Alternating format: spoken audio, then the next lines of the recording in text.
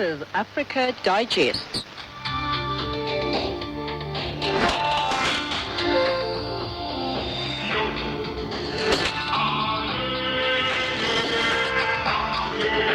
You're on Channel Africa, the voice of the African Renaissance. We're broadcasting live from Johannesburg on the frequencies 15235 kHz on the 19-meter band to West Africa.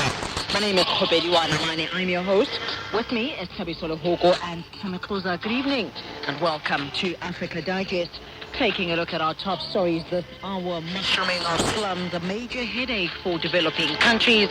And a study says more than 80% of people living with diabetes in sub-Saharan Africa are not aware. In our economics news, South Africa in the grips of strike season, and in sports, Malawi expected to arrive in Nigeria today ahead of World Cup qualifiers. But first, it's time for the news. Here's Thabiso.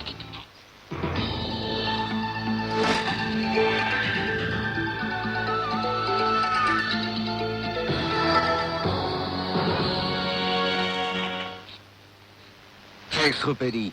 Iran says it will support Syria to the end should the Americans launch a military campaign against the Damascus regime. Meanwhile, reports are coming in of Hezbollah troops mobilizing to help defend Damascus. Mel Freitberg reports.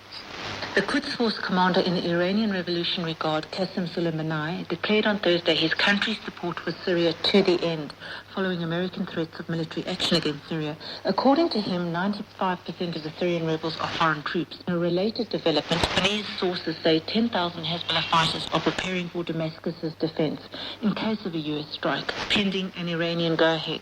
Meanwhile, a Russian report claims Syrian rebels were behind a sarin gas attack in Aleppo. Meanwhile, Syrian government forces have been extensively using cluster munitions to bombard civilian areas. That's according to the latest report published by the International Campaign to Ban Landmines.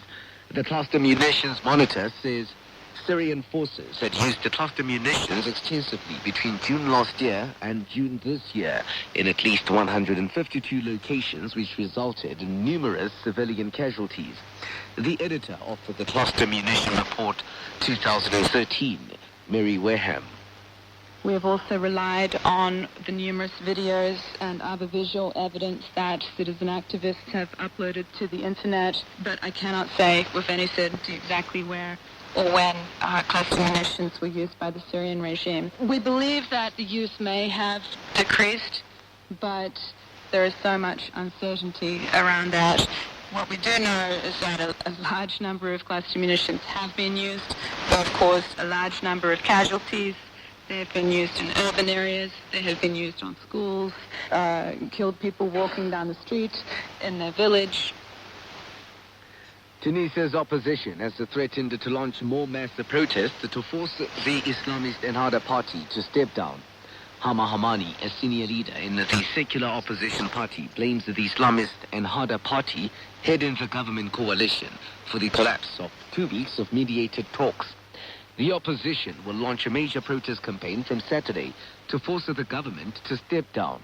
The opposition coalition, called the Salvation Front, came together after the murder of the prominent secularist politician Mohamed Brahmi on July the 25th, 6 months after another leftist leader was gunned down.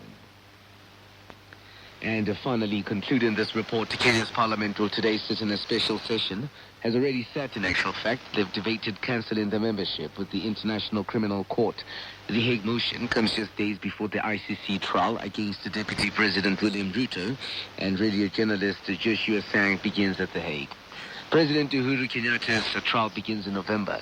Ruto's trial starts on Tuesday next week. Leader of the majority in Parliament, Aden Duale, says that the motion will set the stage for the withdrawal of the ICC of other African countries. There is the urgency now that when a president and a deputy president are democratically and elected democracy, when all elections are free and fair elections, are being paraded in a foreign court. The urgency is that for a country to reevaluate itself, its relationship with that court. But I want to follow what great leaders like Bill Clinton and George Bush Jr.